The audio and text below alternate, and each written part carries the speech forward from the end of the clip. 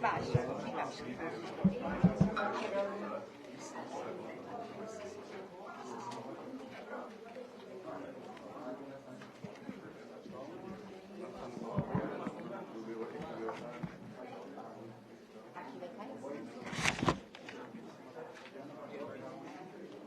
Bom dia a todos e a todas. Daremos início ao atendimento à imprensa referente à Operação Dente de Marfim, realizada pela Polícia Federal, Receita Federal e Ministério Público Federal.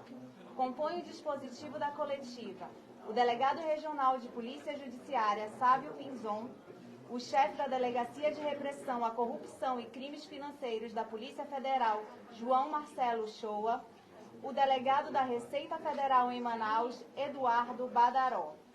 Fará o uso da palavra o delegado-chefe da Delegacia de Polícia Judiciária, Sávio Pinzon. Bom, eu vou inicialmente explicar a operação, posteriormente a gente passa as perguntas para o delegado coordenador, o Dr. Shoa, e para o delegado da Receita Federal, o Dr. Badaró. Então a operação teve por objetivo o cumprimento de 16 mandados de busca e apreensão, né? Teve decisão judicial de bloqueio de 30 milhões de reais das empresas e pessoas investigadas.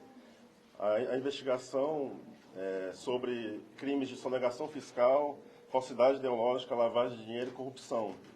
Ela teve início em um relatório financeiro da Receita Federal, em que foi identificada irregularidades em emissões de notas fiscais relacionadas a uma empresa contratada pela Prefeitura de Manaus. Então, a fraude consistia em emissão de notas fraudulentas para justificar a saída de valores dessa empresa. O objetivo da operação da fase ostensiva de cumprimento de mandados é justamente de conseguir mais provas para comprovar, para verificar o destino desses recursos, né? Há indícios também na investigação de participação de agentes públicos em troca de favores relativamente a essa empresa, né? Então, há indícios de que houve troca de favores, de cargos ou empregos relativamente à empresa contratada pela Prefeitura de Manaus. O contrato teve início em 2016, mas ele perdurou até o início deste ano. Então, eu passo a palavra para o Dr. Shoa para responder as perguntas, também para a Receita Federal. Certo, então vamos às perguntas. Radar Amazônico. Aqui. Doutor, eu sei que nesse momento vocês ainda não podem indicar nomes, mas como se trata de agentes públicos, eu não posso deixar de perguntar. Nós tivemos informações de que o secretário de Limpeza Pública da Gestão de Davi Almeida, Sabá Reis, está entre os alvos da operação. Eu gostaria de saber qual é o envolvimento dele em todo esse esquema, esse suposto crime financeiro que aconteceu. Conforme já foi informado em outras coletivas, a gente realmente não pode divulgar nomes sobre a investigação e sobre os investigados. Porém, o que eu posso afirmar para os senhores é que essa empresa que presta serviço de limpeza pública, ela foi contratada inicialmente em 2016, num processo sem licitação, e se perdurou no poder ali da execução daquele serviço a partir de uma decisão judicial de uma desembargadora hoje já aposentada compulsoriamente. E naquela época foi verificado nesse relatório da Receita Federal que a empresa emitia, várias outras empresas emitiam notas fraudulentas em favor da empresa investigada, assim como um escritório de advocacia que supostamente prestava serviços de consultoria jurídica. A título de exemplo, a investigação conseguiu identificar que uma das empresas chegou a emitir notas fiscais em equivalente a 50 mil metros quadrados de vidro. Para vocês terem uma ideia, esse quantitativo corresponde ao maior edifício do país, que fica em Balneário Camboriú. Então é algo que simplesmente não corresponde à realidade, né? Esses valores não correspondem ao serviço que era prestado pela essa empresa, as empresas noteiras, né, em favor da empresa que é contratada pela Prefeitura em 2016. No entanto, mesmo após a passagem da gestão municipal, essa empresa se manteve contratualmente executando esse serviço de limpeza e nós identificamos, a partir das diligências que foram realizadas ao longo desses anos, como o Dr. Sábio colocou, troca de favores, nomeações de parentes da empresa na secretaria municipal, e além de haver indícios de pagamento de vantagem indevida ao gestor da secretaria. Então, isso também ficou identificado. A gente está levantando mais elementos para entender de que forma ocorria, mas temos bastante provas e documentos que já confirmam isso. Então, essa empresa permaneceu executando o serviço até o final do ano passado. Posteriormente, a gente acredita que houve alguma desavença entre os empresários e a gestão municipal, que resultou na saída dela da execução desse serviço. De todo modo, ela chegou a ser beneficiada com um novo contrato de menor valor em outra secretaria e continuou executando esse serviço, tendo essa relação com a Prefeitura de Manaus. Rede Amazônica. Aqui, delegado, nesse caso, houve dispensa de licitação para contratar essa empresa, que dentro dos padrões e depois aconteceram essas situações de irregularidade. Aí minha outra pergunta é se alguém foi preso, e eu também queria saber da Receita Federal se as irregularidades foram apontadas nesse relatório a partir de denúncias, se foi em investigação ou prestação de rotina. Com relação à contratação da empresa, como eu falei, foi por dispensa de licitação. Esse processo de dispensa ele não foi objeto da investigação. O que foi startado foi a partir do relatório da Receita Federal, em razão das notas que eram fraudulentas. Mas, diante dos indícios, inclusive essa contratação foi objeto de denúncias de vários veículos de imprensa, por várias vezes, e na época isso ficou em bastante evidência, e dentro da investigação nós conseguimos confirmar alguns relacionamentos. Por exemplo, relacionado à gestão anterior, a investigação conseguiu coletar um documento que confirma que uma das notas fiscais era direcionada a um coordenador de campanha de um partido político da gestão passada. Então, isso está bem evidenciado dentro da documentação que foram coletadas até o momento. Não houve prisões. Como a empresa, relativamente ao contrato que está sendo investigado, ele já foi encerrado, a falta de contemporaneidade para executar esse tipo de medida não foi objeto da investigação, da Polícia Federal, nem do Ministério Público, nem do Judiciário. Então, não houve prisões. Você pode responder. Com relação à pergunta, em relação ao relatório que é levantado, a Receita Federal, diariamente, ela faz esse tipo de fiscalização, verificação se há algo errado em algum local, alguma empresa. Então, é detectado lá, num primeiro momento, indícios, que alguma empresa possa estar deixando de pagar impostos para o fisco.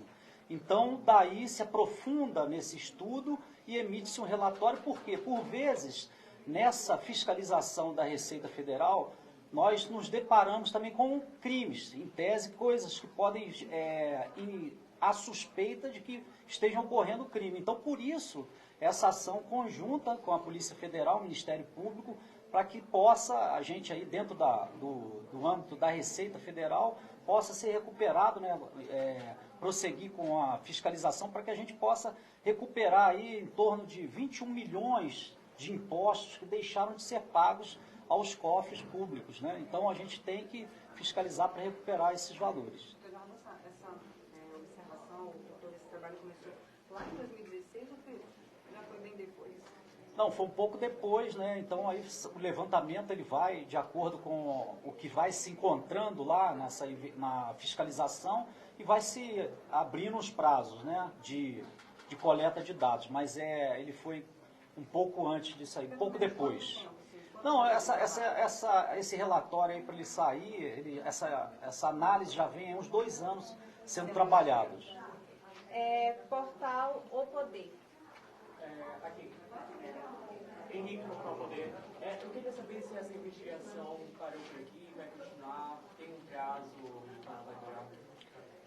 Então, a investigação ela continua, como o doutor Sábio colocou, nós temos indícios para onde o dinheiro era encaminhado, né? Mas nós precisamos documentar isso de uma forma a validar todos os passos em que a Justiça Federal deferiu e a partir daí identificar outros atores que possam estar envolvidos.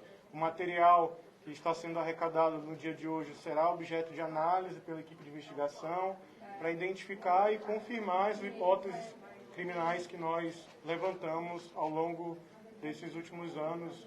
A investigação durou cerca de 4 anos aqui na delegacia. Houve alguma prisão de bens? Foi autorizado o sequestro, né, e o bloqueio de bens em até 30 milhões. A princípio, nós temos equipes que informaram a apreensão de alguns veículos, mas eu não tenho como te precisar a quantidade. Essa segunda fase está baseada desde a primeira fase? Na verdade, isso é um ponto que merece esclarecimento. A operação de hoje, a Operação Dente de Marfim, ela não é um desdobramento da Operação Entulho. Ela é uma nova operação, embora tenhamos identificados o mesmo modus operandi. As empresas tinham a responsabilidade de emitir notas frias em favor de uma empresa que prestava serviço público na cidade. Só aproveitando a pergunta da colega, os documentos que foram apreendidos agora nessa semana, no começo da semana, eles serviram de base para essa operação? Não, novamente, como eu falei, são investigações diferentes, embora tenham os mesmos atores de persecução. O modo operandi é semelhante, mas os envolvidos são diferentes. Inclusive, quem esteve aqui na terça-feira teve conhecimento de que não havia nenhum agente político envolvido. Na investigação atual, existe sim a presença de agentes políticos. São quantos agentes envolvidos? O total de agentes políticos? Políticos, sim. Olha, foram 16 alvos, mas foram também objeto de bloqueio e sequestro de 34 pessoas físicas e jurídicas. Então, a investigação ela precisou de um recorte, até por conta da nossa capacidade de investigação e focar naquilo que é mais importante, naquilo que é mais evidente, mas tudo isso será apurado a participação de todos os envolvidos e todas as empresas. O imediato. Do site imediato. Você falou a respeito da operação totalmente voltada à empresa Mamute. Sabemos que no ano de 2022 houve uma transição onde ela teria supostamente declarado falência e os funcionários teriam sido imposto a eles que entrassem em uma nova empresa. E essa nova empresa, segundo informações, seriam também do mesmo âmbito familiar dos proprietários da Mamute. Tem alguma coisa a ver? Vocês já estão a par disso também? Com relação à sua pergunta, considerando que as investigações ainda estão em andamento, eu gostaria de não respondê-la, até para a gente poder ter mais certeza do que a gente vai conseguir colher na data de hoje, até para não prejudicar o andamento dessas investigações. Portal Amazonas Atual. Soraya, bom dia. Eu tenho 2 perguntas em relação ao destino, né, do dinheiro imediato. Vocês têm algum indício para onde seria esse destino? E a segunda também é no caso de pagamento de propina. Houve esse pagamento de propina para algum político? No bojo da investigação, nós temos um elemento, né, de prova que dá a entender de que havia sim um pagamento de vantagem devida para o gestor da secretaria. No entanto, a gente precisa continuar a investigação para apurar e confirmar isso. Mas o indício existe. Existe valores? Não existe valores. Não existe valores definidos. CM7. Bom dia, doutores. Nessa operação Marfim, foram 16 mandados de busca e apreensão. A gente nota um fator importante, assim, de destaque, é que esses mandados foram cumpridos em condomínios de luxo aqui na capital amazonense. O departamento já tem um levantamento dos itens que foram apreendidos. Em nota, o departamento mandou algumas imagens, relógios, itens de luxo e também veículos.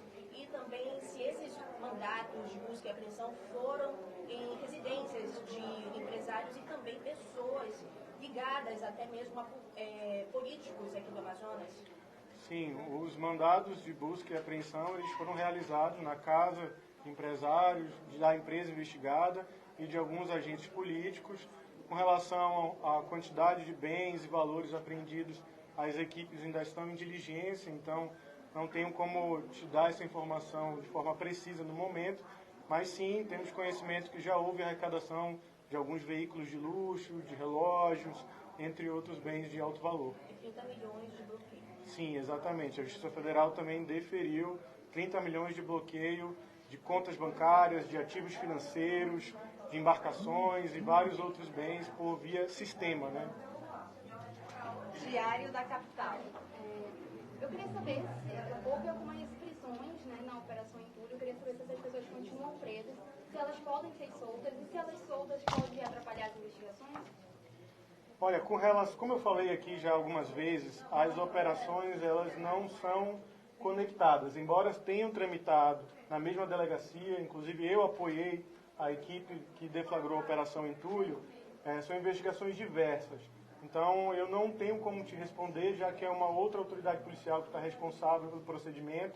Então, em razão de compartimentação de informação, nem sempre o delegado responsável pela investigação tem conhecimento com outro delegado de outra unidade, de outra investigação que esteja em andamento. Então, não tenho como te informar se as prisões ainda estão válidas, no sentido de os investigados ainda permanecem presos. Mas se forem soltos, pode atrapalhar as suas investigações? Não tenho como afirmar. Preciso primeiro ter mais informações sobre o nosso trabalho, né? Ver se existe alguma conexão entre os nossos investigados e os investigados da Operação Entulho, para a partir daí poder ter uma conclusão, né? Caso seja no sentido de que a soltura deles poderá ou não prejudicar a nossa investigação, né? A Dente de Marfim. Portal Rios de Notícia. Delegado João Marcelo, embora o senhor tenha dito que a operação Dente de Marfim não é um desdobramento da Entulho, eu posso afirmar que a soma dos valores das duas operações representa um prejuízo muito grande para a União, certo? Sim, com certeza. E qual é o impacto disso? Novamente, a Operação Entulho, deflagrada na última terça, foi deferido bloqueio e sequestro no valor de 120 milhões, né? Sendo que a título de imposto que não foi pago seria na casa de 110 milhões, 100 milhões, 110 milhões. Quase 415 Já a Dente de Marfim, o bloqueio foi na casa de 30 milhões, então, ou seja, em uma semana, 150 milhões bloqueados em bens e valores, né? E a título de imposto, na Operação Dente de Marfim, foi cerca de 21 milhões, como o delegado da Receita Federal, o doutor Eduardo Baderol, acabou de falar. E o impacto disso? Bom, o impacto é um dinheiro que deixa de ser recolhido para a União, para prestação de serviços, né? Desde aparelhamento das instituições federais e entre outras atividades, né? Benefícios assistenciais. Há sempre um resultado, né, que é prejudicial à população, né, à sociedade. Revista Cenário. São duas questões. A primeira, eu queria saber, você acabou de falar que foram mais de 30 pessoas físicas e jurídicas. Eu queria saber se você sabe mensurar quantas pessoas físicas e quantas pessoas jurídicas. E a segunda questão, o contrato ele acabou depois da mudança de gestão. Mas eu queria saber se as investigações, elas sabem se essas ilicitudes continuaram mesmo com mudança de prefeitura e... Com relação à quantidade entre pessoas físicas e jurídicas, eu realmente não me recordo aqui no momento. Mas, como eu falei, a empresa investigada, ela atuou em ambas as gestões. E ela não foi encerrada na troca de gestão. Ela foi encerrada somente ano passado. Então já era na nova gestão. irregularidades, né, as suspeitas que nós temos dentro da investigação abrangem ambos períodos, né, tanto a gestão municipal anterior como a atual. A M Post. Eu queria saber, Denivaldo, do seu Post, queria saber se a operação continua, né, primeira pergunta, e também se essa organização criminosa só agia aqui em Manaus, se ela agia também no interior. Sim, as investigações continuam, nós estamos coletando todos os elementos que foram arrecadados no dia de hoje nos locais de exploração, né, do cumprimento dos mandados. A princípio, a investigação só aponta irregularidades que ocorreram na capital. Portal Tucumã. Legal, boa tarde. Eu gostaria de saber se esse caso é tipicamente aqueles casos onde empresas privadas elas fornecem campanhas políticas e depois recebem algum tipo de benefício. As investigações elas já apontam coisas nesse sentido? Sim, há alguns elementos, embora preliminares, de que possa ter havido apoio político para a permanência, né, com um contrato vigente e para executar aquele tipo de serviço. Certo. Voltar a palavra do portal Amazonas Atual e encerramos a frente. Eu novamente tenho mais perguntas em relação aos indícios de participação que a gente fez. Como seria essa participação, transações bancárias, algum tipo de conversas telefônicas e também em relação à participação desse secretário? Quais informações indicam essa representação? Nesse ponto, é algo muito específico dentro da investigação e que, no momento, eu não tenho como te apresentar porque pode prejudicar o andamento do que está sendo apurado. Mas toda a investigação, como eu falei, durou cerca de 3, 4 anos. Diversas técnicas investigativas das mais modernas disponíveis pela Polícia Federal foram implementadas, quebras de sigilo telemático, bancário, fiscal, telefônico, tudo isso ocorreu, foi aplicado pela equipe de investigação. Então a investigação é bastante robusta e tem elementos que podem resultar no futuro indiciamento de servidores públicos, de empresários, entre outras pessoas que possam ser identificadas após as análises dos materiais. A Polícia Federal agradece a presença de todos e está encerrada a coletiva. Vou pedir que os senhores se afastem, por favor, para os delegados passarem. Com licença, vamos afastar, por favor. Por favor, vamos afastar aqui, ó. Vamos deixar liberado aqui a passagem. Obrigada.